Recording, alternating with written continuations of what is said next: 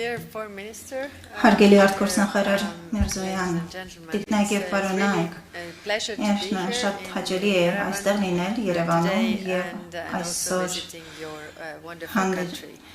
ուրախ եմ ձեր հրաշալի երկիր այցելելու։ Ես այստեղ եմ հստակ ուղերձով։ Եվրոպական միությունն ու Հայաստանը երբեք այսքան մերձ չեն եղել, որքան հիմա։ Վերջին տարիներին դուք իրականացրել եք ընդունել եք օրենսդրություն և անդամակցության գործընթացի մեկնարկի վերաբերյալ և մենք պատրաստ ենք խորացնելու մեր գործընկերությունը։ Այսօր նաև հաճույքով հայտարարում եմ բանակցող կողմերի միջև քաղաքական համաձայնության մասին նոր գործընկերության օրակարգի շուրջ, որը սահմանում է մեր առաջնահերթությունները տնտեսության զարգացման, անվտանգության և դիմակայության ոլորտներում։ Եվրոպական միությունը այս առումով տրամադրում է 270 միլիոն եվրո դիմակայության և աճի ծրագրի շրջանակում 2024-27 թվականների համար։ Սա նախատեսում է աջակցություն բիզնեսներին, բարելավել փոխկապակցվածությունը Հայաստանի և Եվրամիության միջև և նպաստում է բարեփոխումներին ու վայրէջքերին։ Մեր հարաբերությունները իհարկե չեն սահմանափակվում միայն տնտեսությամբ, մենք նաև տրամադրում ենք բնականաշինության և սոցիալ-հոգեբանական աջակցություն տեղահանված անձանց մեր հարաբերությունները առանցքային տեղ են զբաղեցնում ժողովուրդ շփումները, թե ինչու զարգացնում ենք մուտքի արտոնագրերի ազատականացման երկխոսությունը։ Ուրախ եմ հայտարարել, որ Եվրոպական հանձնաժողովը ընդունել է մուտքի արտոնագրերի ազատականացման գործողությունների ծրագրի առաջարկը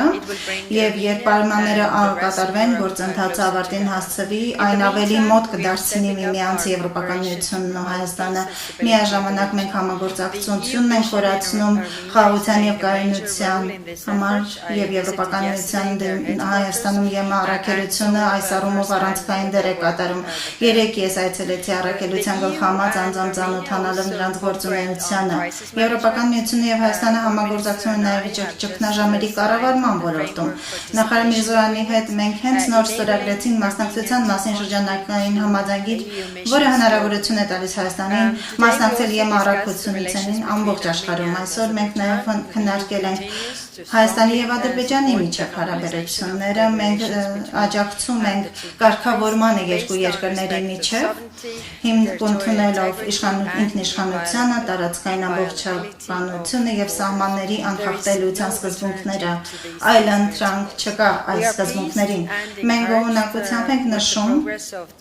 երկկողմ կարգավորման ուղու առաջընթացը,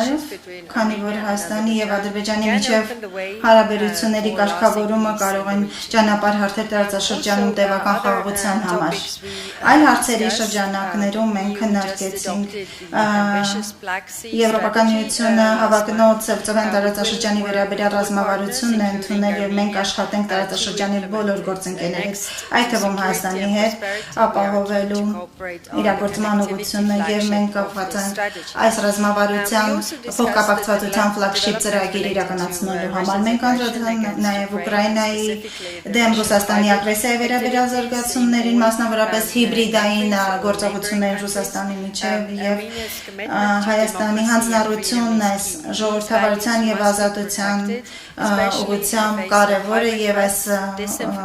մոտեցումը պետք է պահպանվի հատկապես արտաքին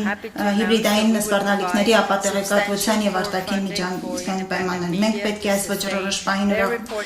աջակցություն տրամադրենք Հայաստանի օգնելու